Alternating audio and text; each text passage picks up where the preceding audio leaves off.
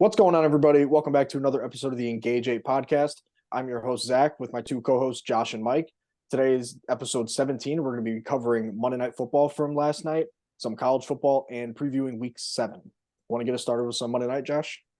I will. Monday Night Football, the Chargers have once again chargered again. This was a game where the Chargers got up early. They got a stop against the Cowboys on the Cowboys' first drive, and they immediately go and score a touchdown. Most of the time in the NFL, that's a great sign heading towards a win. Not if you're a LA Chargers fan. The rest of the first half was basically just a punt fest after that. The Cowboys got a field goal late. And then the second half was where it kind of got a little dicey. You had a couple teams going touchdown drives. You get to the point where it's 20-17 late. The Chargers have one last push, and then I almost said Justin Fields. Justin Herbert throws a pick to, I believe, Stephon Gilmore, and that sealed the game with no timeouts left for the Chargers. A really big win for the Cowboys, coming off of a big loss last week against the Niners, where they got blown out and embarrassed in primetime. They came back today, got a road win in primetime, and the Cowboys look to be back on track, sitting at 4-2. Yeah, I mean, this game was honestly a really good one up until that interception by Justin Herbert.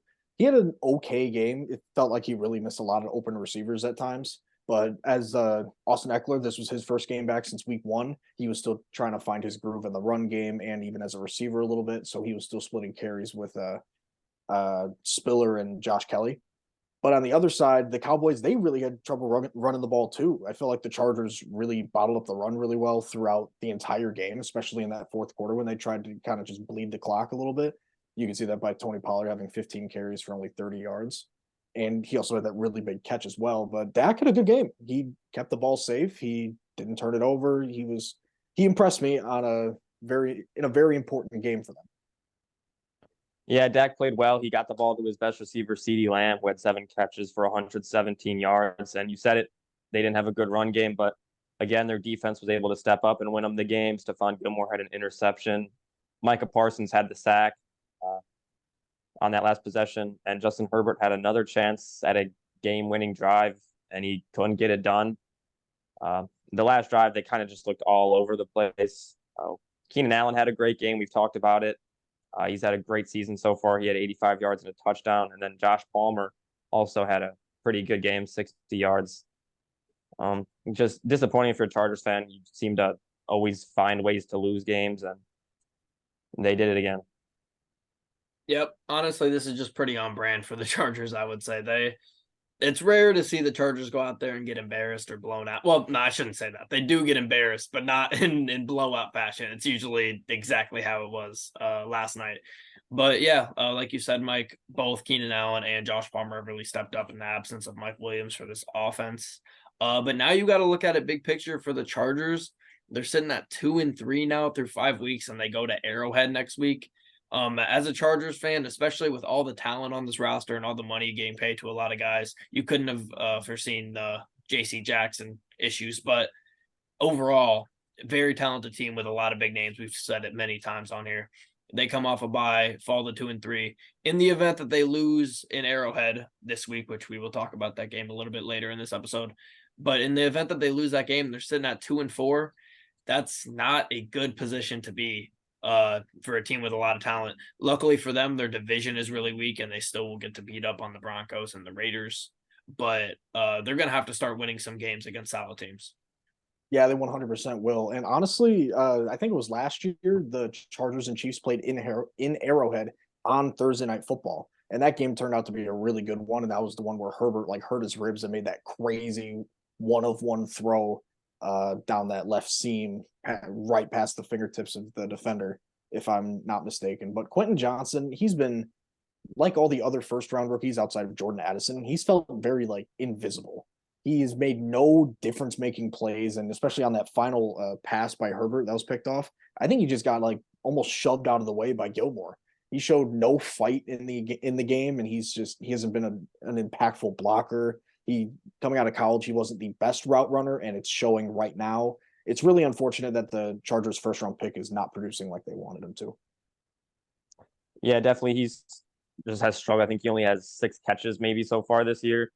But Justin Herbert, he really didn't have a great game. He had a chance for a possible touchdown on the throw down the sideline of Keenan Allen and just completely overthrew him. He had another overthrow earlier in the game, so he's got to be better. If this was Brock Purdy, or they said if this was Tua Tagovailoa, he would be getting slandered to death right now. But since it's Justin Herbert, you don't see as much slander about it. So Chargers continue to find ways to lose games. Cowboys defense wins them another one. Yeah, not a big fan of Emmanuel Acho, but Justin Fields again. Wow, Justin Herbert, Rent free up here, man. Yeah, no, he might be. He's not on the field, so someone's got to talk about him. But what do you call him? A TikTok quarterback, a social media quarterback, something like that.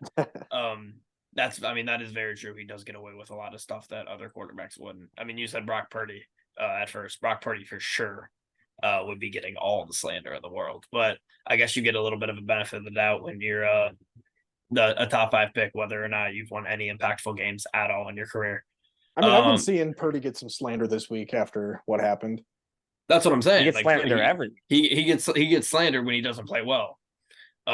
Justin Herbert hasn't really won an impactful game in his career yet, so I would like to see that. I'm rooting for him, but this Chargers team, once again, we pick the Chargers and we get burnt, boys. Once again, not once again. I picked seen it coming. The previous 2 games. That's on you two. When you guys both picked the Chargers, now I think I just got to go the other way. Yeah, I don't think know that's if ever happening again. Yeah, I picked the Chiefs already.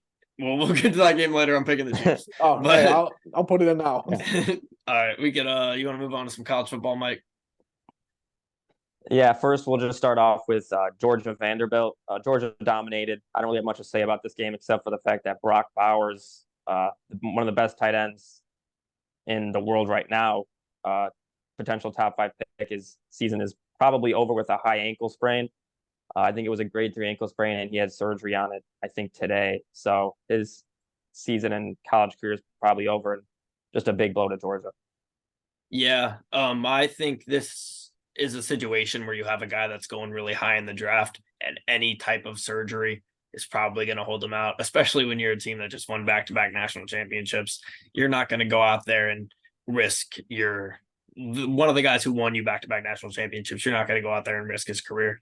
Hopefully this doesn't hurt his draft stock too much. He'll still be a first-round pick, 100%. And hopefully he heals up and gets back to 100%. Definitely. Next game, Friday night, electric late night game. I think it ended at 2 Eastern in the morning. So late game. But Colorado 29-0 lead at halftime. They blew it late. Alec Iomanor had one of the best performances of the year in college football. 13 catches, 294 yards, 3 touchdowns. Ashton Daniels, the Stanford quarterback, just kept finding him, and he kept making plays. He had the catch in overtime over Travis Hunter where he just took the ball away from him. Travis Hunter wasn't even looking, pulled it off his head. Incredible. Travis Hunter had a great game on the offensive side of the ball. He had 13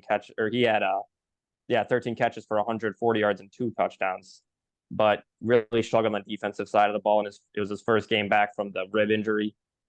But Shadur Sanders for Colorado played well in the first half, but really couldn't get it going in the second half. Had a chance to really put the game away at the end of regulation and overthrew Travis Hunter. So that's not what you want to see. And then he had the bad interception in overtime to give Stanford the win.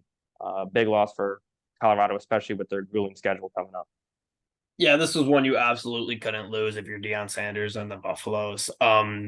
Stanford, I would like to point out, had 4 different running backs with 4 different carriers with over 4 carries this game. They were really spreading the rock around. Ashton Daniels led the team with 16 carries for 39 yards. Not a super big game on the ground, but he was running all game long. And like you said, Travis Hunter, whether he's on 1 leg, 2 legs, 8 legs, it doesn't matter. He's one of the best players in college football, and he proved that coming back from injury and having a 13 receptions for 140 yards. But just an absolute choke from a defense in Colorado that has been skeptical, to say the least. And I think it's just full. If it wasn't time to pump the brakes already after losing to good teams, it's definitely time to pump the brakes now. And I would not want to be a player in that Colorado film room this week. 100%. Stanford going into this game was one of the worst Power 5 teams in the country at the time. They were 1-4. So that was just a game you can't lose. 12.5 point favorites. 12.5 point favorites. Well, obviously you didn't cover, but yeah. Next game, Arkansas, Alabama. Jalen Milroe, he didn't really have a great game. He was a little inefficient, but he still had 238 yards, 2 touchdowns, no picks. I think he was like 10 for 21 passing. They did better running the ball today. We talked about their struggles running the ball. McClellan had 15 carries for 78 yards. And Arkansas's quarterback, KJ Jefferson, had a good game, 150 yards, 2 touchdowns. And after the game, Nick Saban couldn't say enough good things about him. Said he had one of the best plays he's ever seen from a quarterback, getting out of this a sack and getting a big gain. But a bad interception late. Big win for Alabama. Just got to keep winning. Yeah, Arkansas is not a very good team this year, despite them being pretty solid in past years. Alabama, though, as much as they have struggled against inferior opponents, I think at some point you have to look at them sitting at 6-1. They won at A&M. Their only loss is a game against Texas, which is Texas is one of the best teams in the country, whether they lost to Oklahoma or not. And I don't know. I think this is just a classic Nick Saban. He's always going to coach his team into being okay, even if it's one of the least talented teams he's had at Bama, which it is, especially on the O-line. Alabama, if you follow college football, you know that a big key to Alabama's success in the past 15 years has just been having dominant O-lines and being able to give their quarterbacks time. This is maybe the weakest O-line Saban's had in his dynasty era at Alabama. And it's definitely showing, but at the end of the day, they're still sitting at 6-1, whether they're covering the spreads or not. Yeah, and you can see that offensive line struggles with Landon Jackson, Arkansas defensive end. He had 3.5 sacks, was Arkansas's best player on the field. But Alabama was able to hold off the late rally from Arkansas and get the win. Next game, UCLA, Oregon State. Oregon State continues to be impressive. I think they're 6-1 now. DJ Ugalele continues to be great for them, a great transfer. 266 yards, 2 touchdowns. The running back Martinez had 90 yards rushing. This offense just keeps getting it done. DJ Ugalele was looking like maybe the problem was Dabo Swinney and Clemson. On the UCLA side of the ball, Dante Moore really struggled. He's a true freshman, so it's understandable going against a solid Oregon State defense. He had 165 yards, a touchdown, and 3 picks. A bulk of their offense came from Ball State transfer running back Carson Steele. 110 yards and a touchdown for him. Big game. He continues to be one of the better running backs in the country. Yeah, Steele was phenomenal despite them losing this game. Oregon State, though, I love to see a highly recruited player who goes to a big top end school like Clemson or Alabama, and then they end up having to transfer to a lower end, still Power 5, but lower end Power 5 school in Oregon State. And then he goes and he leads them to being 15th in the country. And this is a UCLA defense that was locking down Utah's offense last week. Say what you want about Utah's offense, but Utah is one of the best teams in the country. They were locking them down in the game they played, although Utah did win that game. And Oregon State goes and puts 36 on them. Damian Martinez was fantastic. Both the running backs were in this game. And yeah, Pac-12 continues to eat itself alive. So many good teams in the Pac-12, and you really hate to see this being the last year of the Pac-12. Because, I mean, is it that big of a stretch to say this is one of the best? It's definitely one of the best years of the Pac-12 football in recent memory. And it's just sad to see that now they're going to implode and spread to the Big 12 and the Big 10. Yeah, but I guess at the same time, it's just kind of nice that they're at least having a good final season. But it really does suck that they're dispersing into all these other conferences. And we'll stick with the Pac-12 here. We'll talk about USC and Notre Dame. USC going in undefeated, game where you can really solidify yourself as a college playoff team, and just couldn't get it done on either side of the ball. We talked about Sam Hartman being Heisman and just playing great early. He didn't really have a great game, but he did enough to win the game. Notre Dame running back Audric Estime had another phenomenal game, 95 yards, 2 touchdowns. He played great, but the real story of this game was Notre Dame's defense. They dominated. They forced Caleb Williams into 3 interceptions. They had 2 forced fumbles. They had 6 sacks. They did everything they could to really shut down this explosive USC offense and led Caleb Williams to his worst game at USC, I'd probably say. He only had 199 yards and a touchdown, and like I said, 3 picks. He had -8 yards rushing. They really locked him down and just played incredible. Yeah, I think we might be getting a little bit of a preview of the Pac-12 teams going and playing Big Ten style teams. Notre Dame is obviously not a Big Ten style team, but they're a team that's going to go out there and defend, and they're going to give you some offense. And that's really what the Big Ten is. It's going to be interesting to see USC and UCLA and all these pretty boy teams going and playing in Iowa in November and going and playing the Rutgers in New Jersey. And it's going to be interesting to see. And we kind of got a preview of it this week. Like I said, Notre Dame goes and puts up 48 points on this really, really sorry USC defense. Notre Dame offense that has been struggling, and they go out there and just I wouldn't say defy all odds, but they looked fantastic against USC. Audric Estime might be my favorite running back in the country outside of Ray Davis at Kentucky. He is just phenomenal. I think he's going to translate very well to the NFL. He's going to end up, maybe he'll be an RB2 on a team, but I see him playing like maybe a Jamal Williams-esque role in an offense, and he's just fantastic. I love watching him every week, and I'm excited to see what he does in the league. Sam Hartman spreads it out to, let me quick count, 4, 8, 9 receivers. No receiver on the Notre Dame football team had more than 2 receptions. You had 4 guys with 2 receptions and then 5 guys with 1 reception. He was really spreading it out. USC had no answers on defense, and great win for Notre Dame. And it's hard to think about what could have been if you don't lose to the inferior Louisville. Well, maybe Louisville's not inferior, but first-year coach, first-year quarterback in a new system, or I guess same system, a new team. And you lose that game at Louisville, and then we all know they lost the game where they had 10 men on the field at the end of the game versus Ohio State. You clean that Ohio State game up and you don't blow that Louisville game, and you're looking at a team that's 8-0 and probably top 3 in the country. Sadly, that's not the case right now, and just what could have been for Notre Dame. Yeah, even if they just win one of those games, I think they would have a very high chance to make the playoffs. But you lose both of them, and now with 2 losses, you're basically eliminated from the college football playoff for now. Next year. For now. Yeah. That's the benefit of the 12-man playoff next year. Or it's next year, right?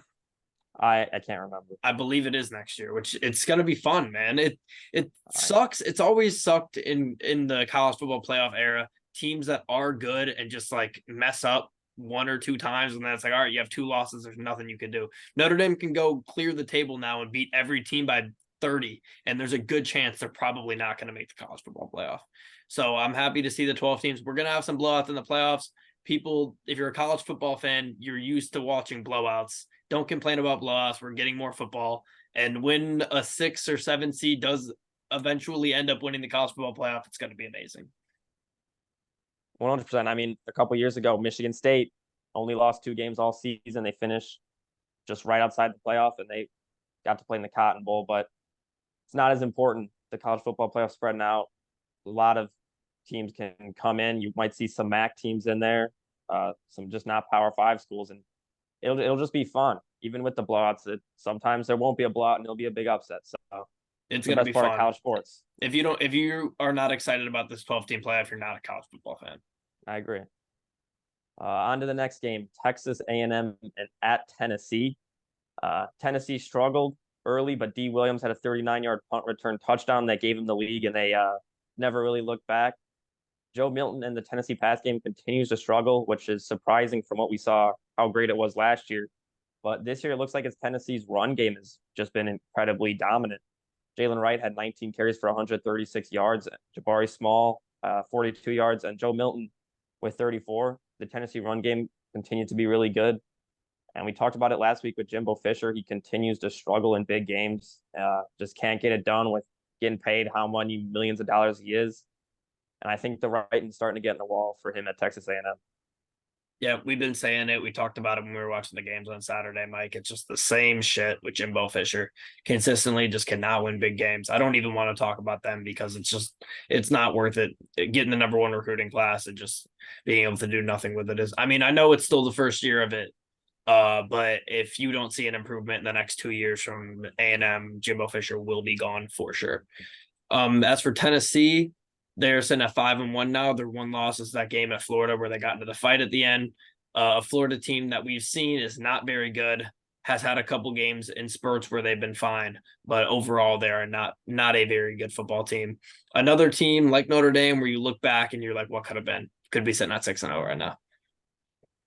Yeah, and next week they get to go at Alabama. So it's a big that's game. going to be a big game. And then the week after that, they go at Kentucky. So this is a big 2-week stretch for Tennessee. If they win both, they could be fighting for possibly a playoff spot, but they still got Georgia later in the season. So they have a lot of big games and they really still control their own destiny. Next game, Miami at UNC. Miami was unable to bounce back after that atrocious loss last week, and Drake May really showed out and had one of his best games in college so far. 273 yards and 4 touchdowns. Omari and Hampton dominated on the running game, 197 yards and a touchdown. This UNC offense looked very good. Their number one receiver as well, Devontae Walker, had 6 catches for 132 yards, 3 of those being touchdowns. This offense was just explosive. They had Miami on their heels all game. And Miami's offense, they didn't play terrible, but they were just unable to keep up. Kyler Van Dyke had 391 passing yards, 4 touchdowns, 2 picks, and Jacoby George had 6 catches for 125 yards for him. But like I said, Drake May had one of his best games and just really dominated. Yeah, I don't know much about this game. That Miami loss last week to Georgia Tech was one of those losses that can derail a team and can derail a season. Body language has not been good since that moment for Miami. I expect maybe a slight collapse in coming here. Now they're sitting at 4-2.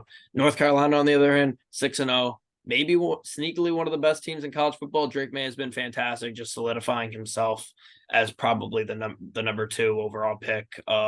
If not, depending on situation, of course, with who needs quarterbacks and whatnot at the top.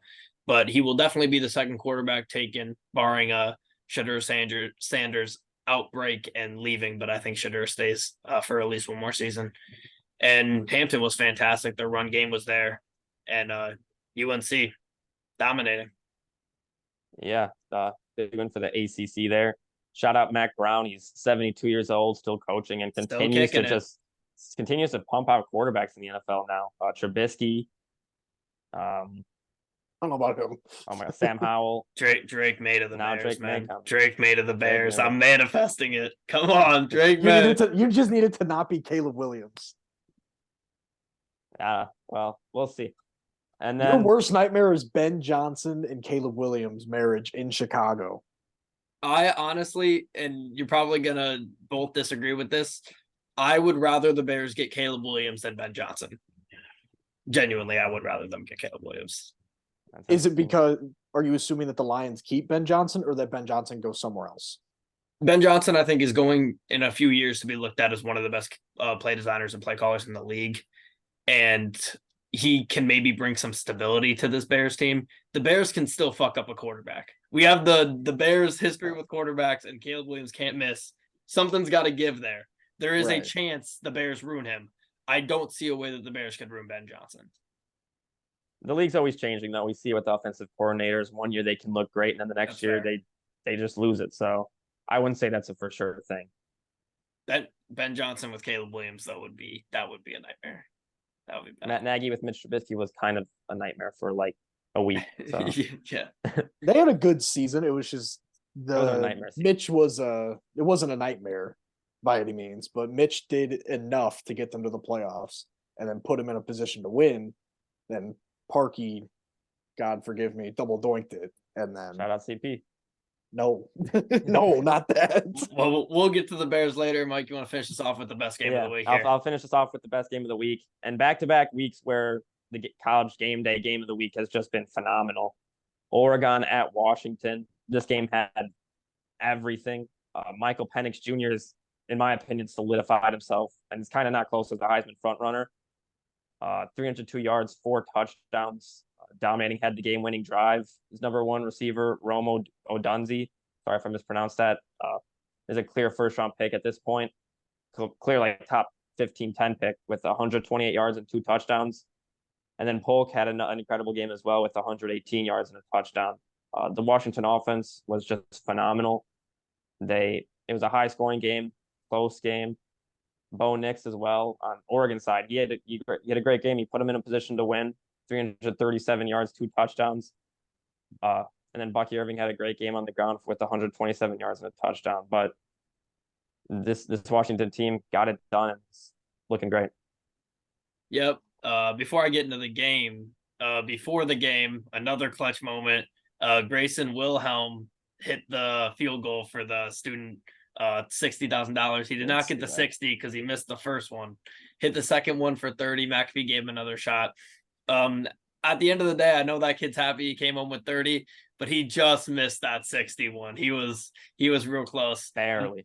Maybe we start getting I think it maybe needs to be a little bit more random because we're gonna start getting kids going with signs to try to make themselves be the kicker, and they're like a decent kicker who can actually make it. We're gonna start to They're going to start getting some soccer players in there who are going to boot it. That's real what I'm saying. far. They need to start doing some. They need to start digging deep in the crowd and find someone who maybe they think isn't gonna guaranteed knock it down. But as far as the game goes, this was a game that was back and forth for a while. Oregon at one point did put themselves in a position to win this football game, and I bet they are in their locker room thinking they should have won it. This is an Oregon team that's really good in the trenches. I'm always fans of teams that are really good in the trenches. That's how you win football games. It didn't win them this one in Washington. I think this game is an Oregon win if it's in Oregon, but it was not. And Michael Penix, Heisman candidate for sure, looked great. Bo Nix looked pretty good. Both teams ran the ball extremely well. And just another, like we've been saying, Pac-12 just beating up on each other. I mean, you got what? Oregon State, Washington, Oregon, UCLA, Utah, Colorado. Did you say USC? USC, that's 8 teams. 8 teams that are really good. Maybe not Colorado being really good, but 7 teams that are really good and 1 team that's all over ESPN. So that's great for the Pac-12. I wish there was a way to back out of the interconference moving, but that's all I got for this week in college football. Yeah, it's all money, but this game is just another great example of how great college sports are. We saw it after the game with the fans rushing the field. I'm usually not for when you're a top team to rush the field, but I understand it. It's fun, and it's a great atmosphere, and it was a great game. Yep. You guys ready to move on to the Week 7 NFL preview? Crazy to think we're already at 7 weeks deep. I know, Actually man. wild. Every time I type the title for these videos and it's 7, they're gonna be 8 next week. I'm like, oh no. Can we agree not to mention when we get to the halfway mark? Oh, jeez. I don't think I'll be. I don't want to, but I don't think we'll be able to refrain from let's it. just dance right over it. Don't even mention it. That's where I'm at this point. But here we go. Thursday night football, 2 nights from tonight. Jags at Saints. Jags defense has been playing really well, and this is a Saints offense that I have not been a fan of really at all to start the season. The Jags defense has allowed 20 points per game on the season, and if you take out that 37-point Texans debacle, they are averaging 17 points allowed per season. Anytime you can, or per game, anytime you allow under 20 points, you're going to be in a good position to win. And if you could put your team in that position every single game, you're going to be in a good spot. The Saints defense has also been playing really well, though. Jags have been fluky on offense. They've had good drives. They've had stretches and quarters where they don't look good at all, despite how much talent they have. And they just need to right the ship and have a full game where they play great. They haven't had that yet. And this could be a statement win for the Jags. Yeah, the Saints, their defense is definitely really good, but they could be without a very strong player, dare I say, superstar player in Demario Davis. He is on the injury report, and he has not practiced today or yesterday. And considering they play Thursday, that is definitely in jeopardy. And Trevor Lawrence, he said he's optimistic to play, but still we are not 100% sure on that. So if he misses, then this could turn on its head real quick. But right now, I do like Jacksonville. As of right now, I do like Jacksonville. Their defense, like you said, Josh, playing really well. Trevor Lawrence, he's still one of the crazier, more talented quarterbacks in the league. And they've got a really good set of weapons, while the Saints offense has been severely underwhelming ever since getting Derek Carr, with and without him, when they had Jameis for a short stint. But this game, when I first saw this game, it was one of those Thursday night games. It was almost like similar to Bears Commanders when it first came out of the schedule. It felt like it was going to be an ugly one because of the Saints defense and their lack of talent on the offensive side. Yeah, I don't know when we'll really get a incredible Thursday night game with Prime. But Just throw Chiefs Eagles on there just once, just to break the curse. yeah, or well, there's a great game we'll talk about later. But the Saints are now they are 3-0 versus the Jags at home, so they will have a slight advantage there. It's always tough to play at the Dome. Um, Trevor Lawrence, he's never missed a game so far in his 3-year career, and like you said, Zach, he is still possibly questionable. The Jags offense is still really trying to find their groove this year, especially with the receiver. They seem to have a game where Calvin Ridley's great or Christian Kirk's great. Last week against the Colts, they had no receiver get more than 50 yards, so they're still struggling to find rhythm with some of those guys. And now they have to go play against a statistically top 5 defense in the NFL. But the Saints on the offensive side of the ball have really struggled to get things going. Ryan Ramczyk is unlikely to play in this game, so they're going to be missing their star right tackle. And they've really struggled in the red zone so far this year. So the Saints, they're going to have to get touchdowns if they want to win this game. And they're going to need their defense to try and win it for them. Yeah, there's a lot of hype around this Saints defense because they statistically, like you said, Mike, have been one of the best defenses in the NFL this season. But they played the Titans, the Panthers, the Packers, the Buccaneers, the Patriots, and the Texans. I don't have a strength of schedule off the top of my head. I can't imagine that's anywhere outside of the bottom 5. So I think we need to take that into consideration. Like I said, they're playing a Jags offense that has been struggling. The Jags pass rush needs to continue to be great. They have been really great so far. Getting to Derek Carr will be a key to winning on Thursday night. ETN needs to continue to be a good, solid piece in this Jags offense. If they can run the ball well, that's just going to open up more stuff for Trevor Lawrence to get comfortable in the pocket. I am picking the Jags. This is going to start a long run of away teams for me this week, I believe. That's definitely a very bold statement, but I don't blame you given the slate that we have this week. But I also have Jacksonville. I think Trevor Lawrence is just going to outperform Derek Carr. I think Calvin Ridley, he has a really strong chance to just go absolutely nuts if the Saints are missing some key players on their team. And I got the Jags for this one. I also have the Jags as well. I'm predicting that Trevor Lawrence will play. I predict that they get their first win in New Orleans. Trevor Lawrence in this offense has been all right, but it's really been their defense that has kind of been the story of the season so far for them. They need their defense to just stay healthy, kind of, and Josh Allen to have a great season, continue his great season. But I think the Jags are going to get their first win in New Orleans. All right, before we move on to the next game here, I forgot to mention the buys for this week. We have the Panthers, the Texans, the Titans, the Jets, the Cowboys, and the Bengals. This is our first real bye week without just a couple teams on bye. Moving on here, though. Lions at Ravens. The Lions have beat all 4 of their last teams that were all inferior teams by 14 points, and they get a really good road challenge this week against a good Baltimore team. Like we've said, I think that Baltimore team is right on the cusp of the Super Bowl contender shortlist. I don't think they're quite there. I think they do definitely have some question marks that the other teams don't have, but they're a very good football team, and they're playing at home, and they're great at home. The Ravens defense has been injured, but they're playing really well so far this season. As they tend to face those injuries, maybe after a certain amount of time, you just get used to it and it just becomes part of the game, which it is. This week, I think the Lions will get Gibbs back. That's just a prediction. The mumblings have seemed like this will be the week he comes back from the hamstring, as he's missed the past 2 games. Branch is still up in the air. If he doesn't come back this week, I assume that they will not have him come back week 8 with the bye week 9. So I think Branch is either going to be this week or we'll see him week 10 after the bye week. And then David Montgomery as well, who got hurt last week, hurt his ribs. He will be out probably till at least after the bye week. Hopefully we can get him back week 10 as well. The Lions really need to get Gibbs or Montgomery back soon. This offense runs through the running game. Jared Goff, as I've said a million times, is one of the best, if not the best, play-action quarterback in the NFL right now. And having a dominant run game is crucial for this offense and the system that they run.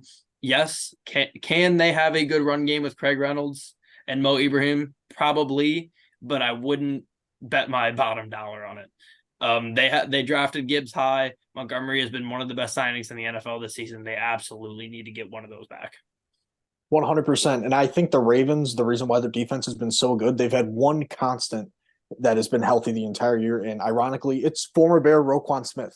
He's been the lifeblood of their defense. You saw Marlon Humphrey on his IG Live talking to Roquan, and he was fake asleep and all that, saying, "Hey, he hyping us up." He's saying, "Hey, let's go hunt one out there," or something like that. And he does. He plays great in the run game. He covers well in the pass game. And if the Lions, like you said, Josh, if they don't have one of those two really good running backs, they could struggle, because not having a run game for any quarterback, it really does hinder an entire offensive scheme to letting the defense just have their way with you at times. But I do believe the Lions are the better team overall, and I just like what they do in general better. That's why they're 5-1. And the Ravens, they've been inconsistent at times, especially on offense with their receiving group against the Lions defense, who has played fairly well at this point of the year. So this is definitely going to be a really fun game. Definitely, it's going to be a really fun game. The Ravens are coming back from London, and the Lions are coming off of a nice win in Tampa. If Baltimore wants to win this game, they're really going to have to figure out their struggles in the red zone. They couldn't get the ball in the end zone last week. They were just living with Justin Tucker field goals. He hit 6 of them. But on the defensive side of the ball, like you guys touched on, they've been incredible. But now they have to go against the Lions offense, which has also been incredible. Interesting stat, if you're under the age of 30, you've never seen a Lions team tied for the best record in football this far into the season. So we're obviously all under 30, so we've never seen a Lions team this good this late in the season. So it's good for Lions fans. Happy for them. Hopefully, like you said, Josh, they have Jahmyr Gibbs back this week, because they really need to get that running game going. And then you talked about Jared Goff being great in the play action. He leads the NFL right now in the most completions of more than 20 yards. So that's very impressive for this Lions offense and Jared Goff. But they have then the Ravens defense, like I touched on, they had 6 sacks last week. It's going to be a good game. The Lions' run defense has been great so far this year. We talked about in the review last week. And the Ravens would like to run the ball, so that's going to be an interesting matchup to watch. Yeah, I've kind of wanted to wait and let the season play out a little bit before I come out with this take, but I think it's about time for it. Jared Goff is playing at an MVP level. He is. He just straight up is. 5th in yards per game, 5th in pass yards, 5th in TDs, 4th in QBR, 3rd in passer rating. He has absolutely been one of the best quarterbacks in the NFL this season. There's really no other way to cut it. He is on a team that's sitting at 5-1. Is he the favorite? Absolutely not. But he's going to get, at this point, if we voted today, he would get MVP votes. So I think that is just something that has to be said. And Jared Goff deserves all the flowers, no matter how much of it is Ben Johnson and how much of it isn't. He deserves all the flowers that I'm going to give him. The Lions defense, on the other hand, like you guys both said, they have been on fire. They've been playing really well. Historically, the past few years under Aaron Glenn, the Lions have struggled against running quarterbacks. Fields had played really well against them in the run game in the past game. You sure you don't mean Justin Herbert? No, Justin Fields played really well against them in the run game. Was also throwing picks at the ends, but he played really well against them in the run game. Lamar 2 seasons ago played really well against them. Jalen Hurts as well has also been very good against Aaron Glenn defenses. The Lions can simply just not let Lamar run free. Lamar has been, like we said, he's been sitting in the pocket a little bit. This would be the game that he goes off rushing. If I were not a Lions fan, I would probably bet his over on rushing yards this week. But overall, I think the Lions are just the better team in most facets of the game. The Ravens are not going to be able to run the ball probably outside of Lamar. Ali McNeil has been one of the best D tackles in the league since week 2. I've been saying it. Aiden Hutchinson has been phenomenal this season. He is going to be in the running for Defensive Player of the Year, barring an injury or barring some great fall off from him. And the Lions have just been phenomenal. I'm not going to use the D word yet, but this Lions team just seems like they have it. They just seem special. It seems like a team that's running on a lot of talent and a lot of emotion. A team that's playing with a chip on their shoulder, has been bad for a really, really long time. The Lions fans, I don't know if you guys have been seeing, they've been taking over every road stadium they've been playing in, filling the lower bowl with Honolulu blue. And I think they're going to do that again against the Ravens. I think they win this game. They are underdogs right now, 3-point underdogs. I think they win this game and move on to 6-1 with the Raiders on Monday night next week and then a bye week. I think they go 7-1 into the bye. That would definitely be an impressive stretch, but regardless, I do have the Lions in this game. They're 3-point underdogs. I did not see that. That is honestly really crazy, but given that they're going to be missing Montgomery most likely and maybe Gibbs, that will hurt them. The bets have already been placed. They've been placed. That's fantastic. But I will say that the Ravens, they're flying back from London, and we all know how that flight does impact other teams or just anyone in general. So I got Detroit, and like you said, Josh, I think it is fair to say that Jared Goff is in the MVP conversation. Hell, Justin Fields last year got an MVP vote. It might have been a fifth place MVP vote, but it was an MVP vote nonetheless. So it's hard to say that Goff has not been a great quarterback this year. I think you can borderline say in the year of 2023, if we're going on this season alone, I don't think it's that crazy to say he's been top 3. I mean, maybe him, Purdy. Definitely 5. Definitely 5. Easily 5, but I mean, I think 3 isn't that big of a stretch either. Him, Purdy, and I can't even say Mahomes, so maybe, I don't know. Tua, obviously. Tua, definitely Tua. So it's probably those 3, and it's kind of crazy because none of them have the biggest arm. Like in the past, we've been not basically going off of, but like it's been Mahomes, Burrow, Herbert, Josh Allen, who all have rockets for arms. And these 3, they're just very consistent in the short, intermediate, and even in the deep game sometimes. It's just great to see. So I got Detroit in this one, and it's going to be a really fun one. I said it already, but it really will be. I hate to interrupt, but Kyle Schwarber is just a fucking animal, man. This guy, I love him. He's this my guy favorite. is a beast. Just my yard again. This guy's a beast. That's my goddamn left fielder. How about it? So it's not anymore. he always will be. In here. I think I said it last week. I thought I said it last week, or maybe it was this week on the review that I think Jared Goff is in the MVP conversation. But if you're the Lions, you still don't want to peak too soon. You don't want this to be the best football you're playing right now. It really matters what happens in next year in 2025 in the playoffs. 2024 in the playoffs. But I believe this will be a very good game. Would have been nice to see this as another game that could have been prime time, maybe a Thursday night football game. But I have the Lions as well.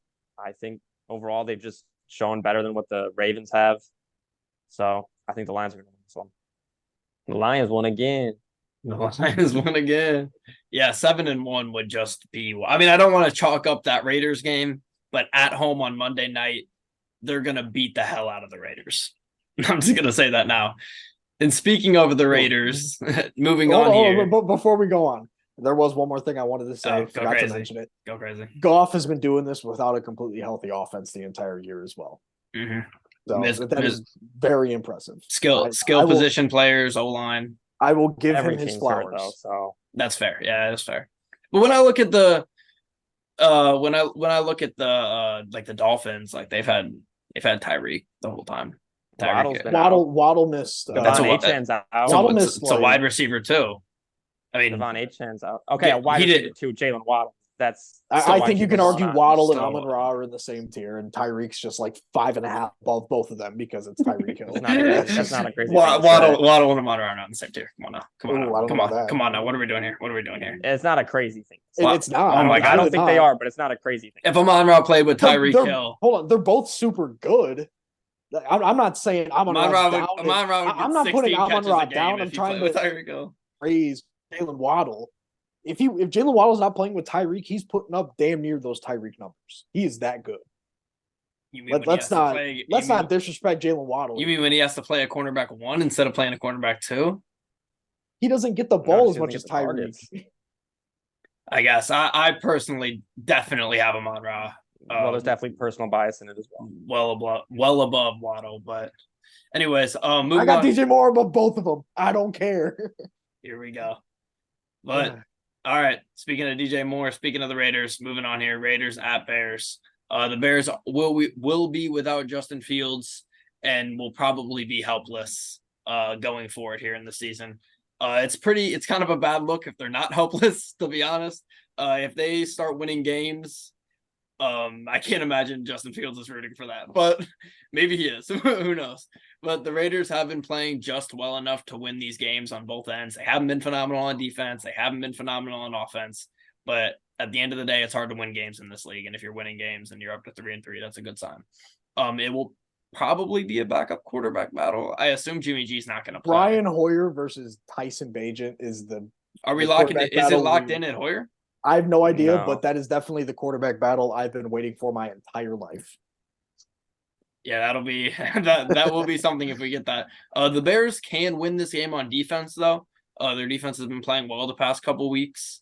I don't think we can count on that. Like I said last week, I don't think we can count on that holding up. It held up last week. They got 2 weeks in a row of good defense. I don't know if we see this moving forward, but like we said, they're playing against a backup quarterback, another chance to play good for the Bears. And if they play well on defense, they're going to be in the game, especially at home. Yeah, I honestly expect this to be similar to the Minnesota game last week, minus the whole quarterback injury and disappointment fiasco. Well, it's going to be disappointing on both sides, honestly. But I do expect this to be probably both teams scoring under 20. The Raiders, especially if they're rocking with a backup quarterback, Devontae Adams and Josh Jacobs will not be that much of help to them. But on the Bears side, it's going to be an undrafted free agent Division II quarterback in his first ever career start, most likely. So he's probably not going to put up that crazy of numbers. He's probably going to be real rattled if I had to guess in his first ever start. And they're even with Fields, I wouldn't be able to be that confident. But like you said, Josh, their defense, they're going to keep them in the game. It's going to be an ugly one. It's going to be a very low scoring. The defense is probably going to make a lot of plays. I hate this. This is the worst. But yeah, this is going to be a gross one. Yeah, you were just so confident in Fields last week, and now you're saying he would have lost to the Raiders. So a lot of flipping and flopping there. It's really not. It's just like brand. Wow. It's just so From 100 to 0. Never Back once to was I at 100. Never once was I ever at 100. Last year you weren't at 100? At the start of this year, before this season. I don't think anybody could ever be at 100. At the beginning of this year, I was not at 100. I'm at 100. With what? with my quarterback, I'm at 100.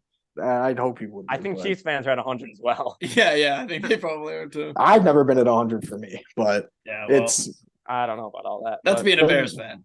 The Bears they don't have the scheme they don't have the intelligence in the coaching department to really do anything. I mean, first play last week, you go against a team that blitzes like north of 40 or 50% of the time, and you line up in empty, and your first play is an out route to your fullback when you're blocking 5 against an obvious 6-man front. That's just insane to me. I just can't have confidence in this team ever again. That white hair video you sent me earlier today, Mike. That video was insane. I can't believe that's a real Nate Davis. That looks like an SNL skit of the Bears. That's just Nate Davis doesn't play. It was Jatir Carter. Oh, is it? Yeah. Nate Davis started the game, but he got rolled up on a sack, and then he was out. Speaking of the reasons, one of the Bears' main goals of this year at this point is starting to become Caleb Williams. I don't know if you guys. It's a Dove Cleaman tweet, so take it with a grain of salt. Become Caleb Williams. He did quote and say Mike Florio, Pro Football Talk, is his source for this. But Caleb Williams is seeking partial ownership of whatever team he gets drafted to. I don't think Virginia would be able to give that up to Caleb Williams. So I don't even know if it's possible because they didn't let Aaron Rodgers do it. But interesting that Caleb Williams is looking for. I said I'm 100 on my quarterback, but I think Sheila would give up maybe a % or 2. But getting to the real game, the Bears, I don't really see how they would have an answer for some of these Raiders weapons, Devontae Adams, Josh Jacobs. Even though we don't know who's playing quarterback, I hope the Raiders play AOC. He looked all right in the game he started. He just had to go against Khalil Mack, who had an incredible day with 6 sacks. Was getting pressured the entire game, and it was his first NFL start. So he would get a chance against a defense that is not as, I guess, talented as the Chargers defense, but maybe better coached. I don't know. But I think Josh Jacobs and Devontae Adams both might have a big day. It's just kind of a weird game where we don't know who's starting at quarterback for, well, I guess the Raiders, but yeah. Yeah, I'm not going to watch this game straight up. The two horrible coaches, 2 backup quarterbacks. There's just really nothing you want to see on here. I think the Raiders all around are probably just a slightly better team at everything, I would assume. Both O-lines suck. The Raiders at least have a pass rush. The Raiders secondary, I guess the Bears secondary shows flashes at times as well. Both teams show flashes, but neither team is very good. Overall, though, I think having Davante Adams is just going to benefit any backup quarterback you put in there. Just having him in there, just a guy that you could toss it up to and get lucky if that happens. I mean, we saw Hoyer do it on Sunday evening last week. I'm gonna go with the Raiders at Bears. I wouldn't be shocked if the Bears win this game somehow, but overall, I just like the Raiders better. Yeah, I got the Raiders as well. I'm probably going to pick against the Bears in every single game. This is the game you got to pick them. This is the game you got to pick them. No chance. I just can't. It's just I probably won't pick the Bears the rest of the year, outside of the Panthers game if I had to guess, maybe, and even the Cardinals game, they're just playing so much better in terms of like coaching and just heart, it feels like. But it'll be an ugly game. Both defenses will play well. I don't think Davante is going to have that big of a game as you guys say he's going to. Jalen Johnson, when he guarded Davante, when it was Green Bay and Chicago, he had some trouble on him. But then once you threw Kindle Vildor onto Davante, that's when all the cookage started to happen. So, I mean, if Jalen starts to follow Davante in a meaningless game, then I guess Davante won't have that great of a game. But the Bears' run defense has been really good this year. Believe it or not, they're like 8th in the league in run defense. And thanks to big boy in the middle, Andrew Billings, such an underrated signing. I think he's on that level of David Montgomery signings in the offseason in terms of impact. Not winning because 1-5, but it's he's been really good this year, despite what. Talking about the Bears, we definitely lead the pod in smirks when the Bears are. It's only you two talking about whenever I'm talking. I just can't help myself sometimes. Yeah. But big impact on losing games still. He's definitely not the reason we lose. It's definitely coaching number one, and then execution per Eberflus is number two. But yeah, I got Vegas. They got more talent in the right places, and yeah, it's going to be a gross one. Yeah, and the Raiders seem to find ways to win games that, they kind of should. The Bears, they don't really win games recently, so ever. Yeah. Games in Chicago, so maybe the fans will give the Bears. I'm not even. I just think the fans are probably going to boo them by halftime. So I think they got hyped for the defense last game, but yeah, they booed the offense quite a bit. But you said you probably wouldn't pick the Bears again. If Justin Fields come back and has like one big game, you're 100% flipping. Oh, 1,000%. We'll be back to 100% on Fields so quick. Yeah. I would. What's interesting to me is I wonder if we had this podcast when the Lions were like really bad and had like 2-win, 3-win seasons, if I would have continued to believe and just pick them every week on here, because I haven't had to pick against them yet. There hasn't really been a moment where I can confidently pick against them. I don't know if that moment will come, but we'll see. I mean, it's the same situation as San Francisco. They're a good team and they've proved it. So yeah, it's just hard to pick against them unless it's like a crazy mismatch. Honestly, I don't think any of us have picked against the Lions yet, and probably none of us have picked against the Niners. Maybe the Eagles. Me and Mike, I think. I know I for sure stuck with my pick. Oh, week 1. Yeah, I forgot about week 1. Yeah. Didn't know that Kelsey was out though. Right. Well, we recorded before it happened, so that was pre-Taylor Swift. Really could have done. Yeah, and pre-Taylor Swift. Yeah. Pre-Swifty is crazy. So to finish it off with the last one of our teams here, Browns at Colts. Deshaun Watson could return this week. Feels like they're being really secretive with this Deshaun Watson stuff. We don't really know. There hasn't really been too much information coming out of the Browns camp here. Colts will have Gardner Minshew again. Minshew was horrible last week against a Jags defense that has been playing good. They're a solid defense, but this Browns defense is a whole new animal. We saw what they did to a Niners offense last week that had been playing really, really well. I don't really see a world where the Browns or where the Colts offense is prolific and they go and put up 30 points on this Browns defense. So if the Browns have DTR or if the Browns have PJ Walker in, the Colts have a chance, but I don't know. I think it's just going to be tough points here for the Colts. Honestly, in my opinion, regardless of who's at quarterback, I think the Cleveland Browns defense is going to get some timely turnovers on Minshew. Like, he won't be playing as bad as he did last week, in my opinion, but he's going to be playing a way better defense than the Jags. So I think he still is in that 2 to 3 turnovers range for this game, and 1 or 2 of them might be a very poorly timed one where it sets the Browns up in the red zone, where PJ can just get it to Amari Cooper and let him work. So I don't know much to say about this game. I think it'll be relatively low scoring because the Browns offense is not impressive, especially going up against a solid Colts team, even though they are without Grover Stewart due to that suspension. But we don't have all the details on that yet. But yeah, I think this is going to be a relatively low scoring game. Yeah, I agree. I think it'll be low scoring. Grover Stewart, like you mentioned, is suspended 6 games for PEDs. I'm not going to talk about it, but I have heard some rumors that are just crazy. But Anthony Richardson, most likely he's having season-ending shoulder surgery within the next 2 weeks, which would put him out for the rest of the season. He looked great. Just keeps getting worse and worse with the news about him.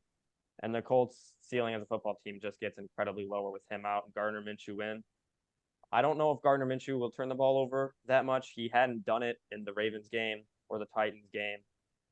He just really struggled in that Jacksonville game. I don't know what it was, if it was just the defense or what, but I hope he can at least hold on to the ball better. But I really don't think the Colts, whether it's PJ Walker or Deshaun, I mean, they can throw out DTR. I don't think the Colts really have that great of a shot in this game.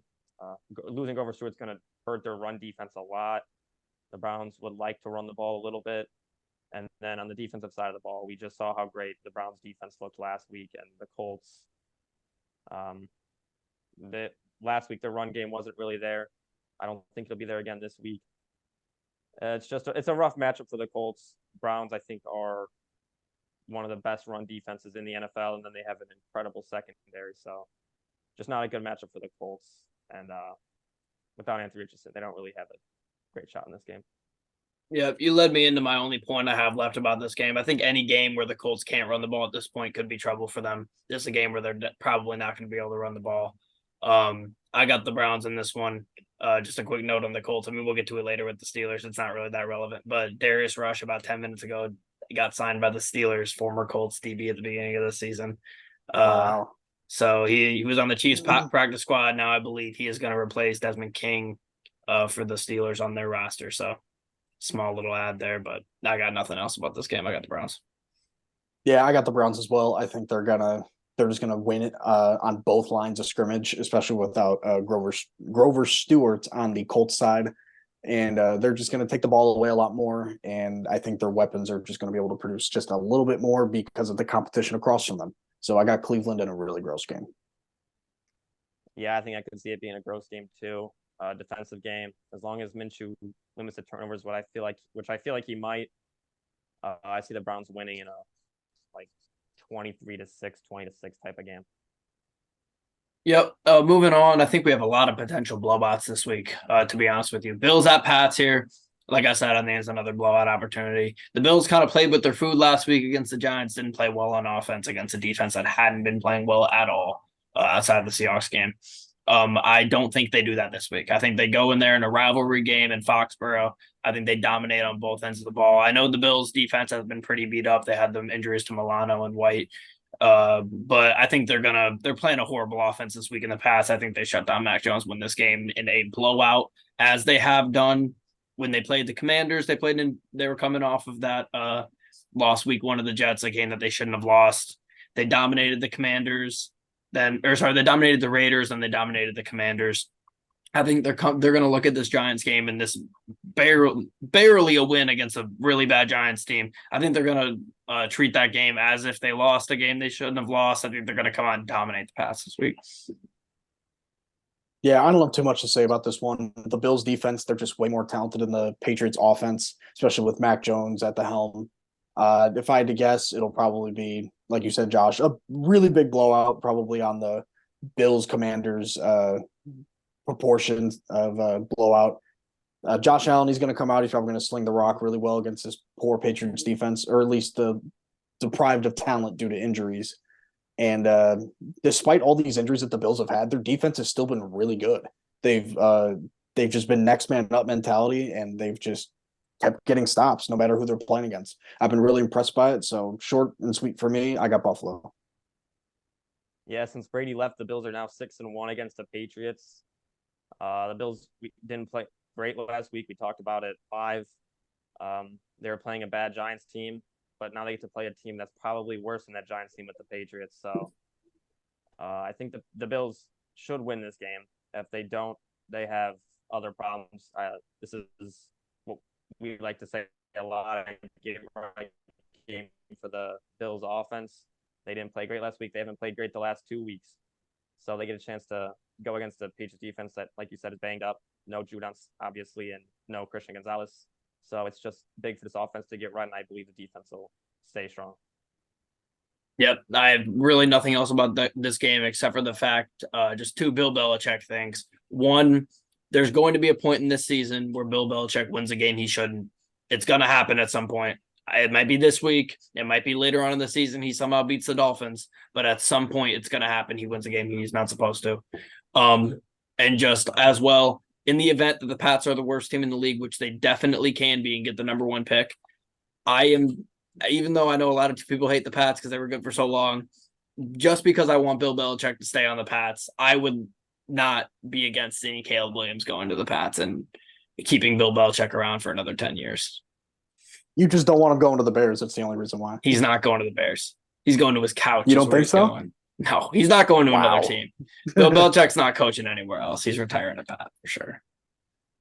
Yeah, probably. I mean, I definitely would too, but I got nothing else to say. I got Buffalo. Yeah, me as well. Yep, I got Buffalo. All right, moving on here. Speaking of the Giants, Commanders at Giants. The Commanders absolutely have to win this game convincingly. Like I've been saying, the Commanders are in that middle tier of teams with Atlanta, etc. And those teams, maybe they're not going to beat the higher level teams. Maybe they'll compete in those games. Maybe they'll get blown out from time to time, but they absolutely cannot lose to the teams in the lower tier, like the Giants and the Pats and those kind of teams, and the Bears and the Panthers. Those kind of teams are going to at times give those middle tier teams problems. And we saw the Commanders. They did it. They lost to the Bears. They cannot lose to the Giants this week. The Giants, like we just talked about, were scrappy last week against the Bills. They might be scrappy again. Who knows? We don't really know. Tyrod Taylor, hopefully his decision-making improves. He's a veteran. I think he'll adapt. But this is a game the Commanders, we say must win. I'm going to keep saying it. This is a must-win game for the Commanders. Yeah, I think the Commanders should win this game handily. The Giants, if they had a game that they should have won, that they could have won, that they should not have won, it was last week. Hence the whole just last play debacle. But Washington, their roster's just better, and New York, regardless of what the locker room claims to be split on with Daniel Jones and Tyrod Taylor, neither of them are going to. I don't think either of them are better than Sam Howell. And Sam Howell, he's been playing up and down this year, but for the most part, he's been on the upper side. So I think the Commanders handle this Washington team pretty easily. Yeah, the Giants on Sunday Night Football, they looked a lot better kind of than they have all season. And then the Commanders, we've talked a lot about how good their defense kind of is, but this year this defense just has not been great. Actually, they've given up the 8th most rushing yards per game, 7th yards per carry, and in the passing game they've been worse, fourth most total passing yards against them, and the 3rd most passing touchdowns given up on this defense. So this defense has struggled. Emmanuel Forbes has struggled in their secondary, but he has now been benched. So maybe that'll help things a little bit. And on the other side of the game, the Giants defense has struggled just getting to the quarterback. They're worst in the NFL in sacks right now, so they have to be better. This is two teams that are both just they're NFC East football. It's going to be an interesting game still. I think it's going to be closer, and I think the Giants are going to be able to pull away late.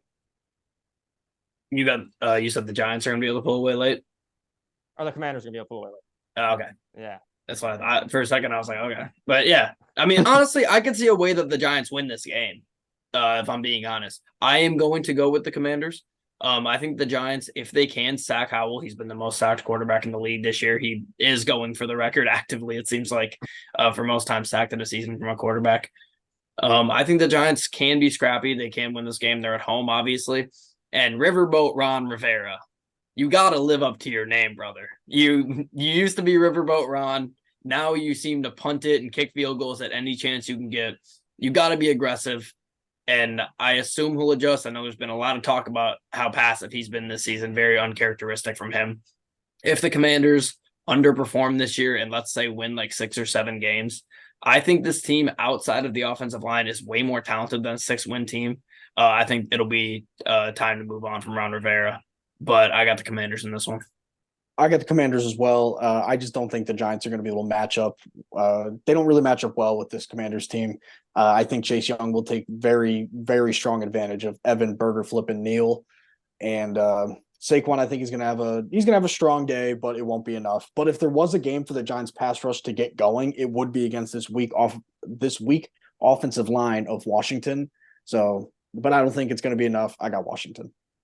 I would put his ass. Yeah. We're waiting for that one. I got Washington as well. The Giants defense really doesn't force that many turnovers, so hopefully Sam Howell will be able to hold on to the ball, and they don't really get sacks, so it's going to be interesting to see that matchup if they can finally get some sacks or not. But I think the Commanders are going to win in a sloppy game. Thibodeau doesn't get a sack this week. He's a bust. I don't care. But moving on here. I don't actually mean that, but kind of. You got to get a sack against the Commanders now. Come on. They're handing them out like Halloween candy. The Bears got 5. You better. That's what I'm saying. But moving on here, Falcons at Buccaneers, another middle tier team for me with the Falcons here, and actually kind of the Buccaneers as well. This should be a really good divisional game. I like this matchup a lot. The Bucs have won the 5 of the last 6 in Atlanta. Yes, that was with Brady, and it's a new era, but something to note. This could be a very convincing win that Atlanta has needed. They lost to the Commanders last week. They have lost games where they had chances to prove themselves. I am back and forth on this one because I just have an epiphany for this Falcons team for some reason. I just think I look at them and I just see if they just had a competent quarterback, if they just had Kirk Cousins, they would be just a really good football team, I think. And yeah, I'm just trying to not get my judgment clouded by how obsessed I am with this roster as a whole. At the end of the day, they're sitting at 3-3, and they haven't gotten their convincing win yet. I mean, dare I say they may look even better with a Justin Fields midseason trade acquisition. Who knows? But I mean, he's better than Ritter. I don't like Fields, but better than Ritter. I think you did. Did you? Oh, yeah. Well, I mean, regardless, third round, maybe a second rounder. I think that'd be a really interesting trade. Move Fields back to his hometown in Georgia. True position of running back. Oh. What? Why would they do that with Bijan? Even as a joke, that just doesn't make sense. He'll be our RB3 to Algier and Keyshawn. Maybe even Patterson, but who knows? But yeah, this is definitely going to be a good game. If Atlanta was at home, regardless of the Ritter being 30-0, then 30-1 now after we jinxed them last week, Atlanta would definitely be favored in my eyes. But this is going to be a good game. It honestly will be. Atlanta's got some really good weapons, but Tampa, they've been playing really well, and Baker has too. It all depends on if that Atlanta front can get to Baker quicker, so he has to get rid of the ball to his really solid receiving options. Tampa's running game hasn't been anything too much to write home about this year. They've been average on their very best day, which is very rarely. But Atlanta, they just have a better roster, but it depends on which Desmond Ritter shows up. If he can get the ball to Pitts, London like he did last week, and Bijan can have a strong running game, Atlanta could have this game pretty handily, but we don't know which Ritter we get week in and week out. Yeah, it's a big game for NFC South implications. It's a chance for the Buccaneers to show that they're really in the race. Desmond Ritter's not at home, like you said, so he doesn't have that advantage, but we did see him bounce back after a loss, and he looked very good after that. And on the Falcons' offensive side of the ball, they've really, in the last couple of games, been able to get the ball to Bijan, Kyle Pitts, and Drake London, which is what I've been saying is the main thing they need to do, and it's a recipe for success for them. They just need Ritter to stop turning the ball over, keep getting it to their guys, and their defense has been playing well all year, allowing around 20 points per game. But on the other side of the ball, Tampa Bay has really exceeded all expectations of them so far this year. Baker's held his own, and their only losses are to the 2 best teams right now, tied for the best teams in the NFL with the Eagles and the Lions. But I think it's going to be a good game. I think it's going to be close. Yeah, I know we talked a lot about, unless I'm reading this wrong, but I don't believe I am.